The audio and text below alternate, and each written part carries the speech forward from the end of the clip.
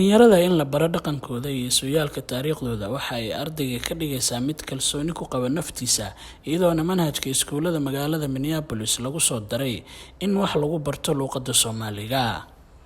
mid ka mid ah baraha iskuulada magaalada Minneapolis oo warbaahinta la hadlaya sharaxaya faa'iidada ardayda Soomaaliyeed ay ka heli doonaan manhajkaasi cusub ee lagu soo daray luqadda Soomaaliga.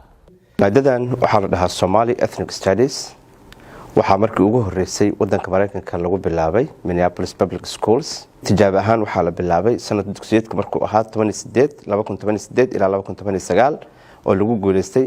hadda sanadkan aynu ku jirno sanad dugsiyeedkan 2022 waxaa loogu daray si rasmi ah manhajka iskuulada magaalada Minneapolis ee dadweynuhu ay dhigtaan.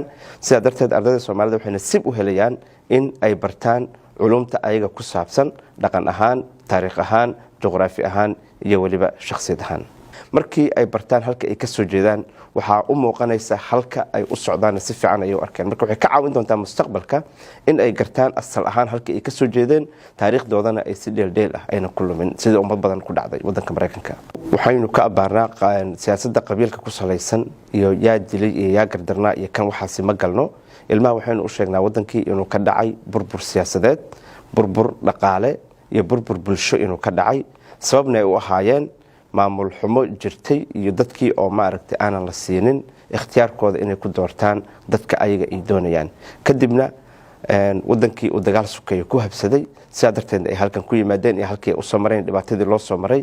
marka halka aynu ka abaarnaa waxaynu barnaa sida wadanka ay dib u dhisi karaan iyo kaalinta ay ka qaadan karaan dib u dhiska dalkeenii hooyo.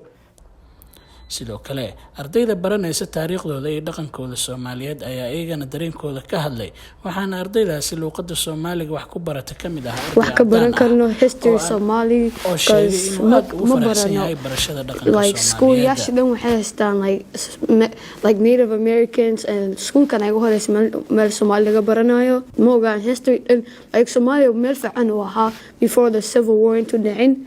I didn't know because Somalia like marka laga hadlo is portrayed as a bad place, like poverty amal like meel fiican education lahani waxaas amal.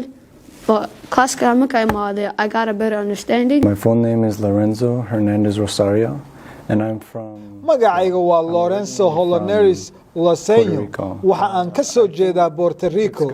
waxaan u maleynayaa inay wax fiican tahay inaad barato dhaqamo kala duwan.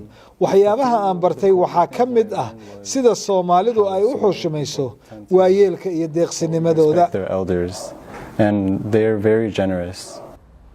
ugu dambeyntii manhajkaasi cusub ee ardayda ku baranayaan dhaqankooda iyo afkooda hooyo ayaa fursad u siinaysa jiilka soo baxaya inay noqdaan kuwa ilbax ah oo yaqaana sooyaalka taariikheed ee dadnimadooda iyo dalkooda intaba. Abdirahmaan Atore, Nairobi.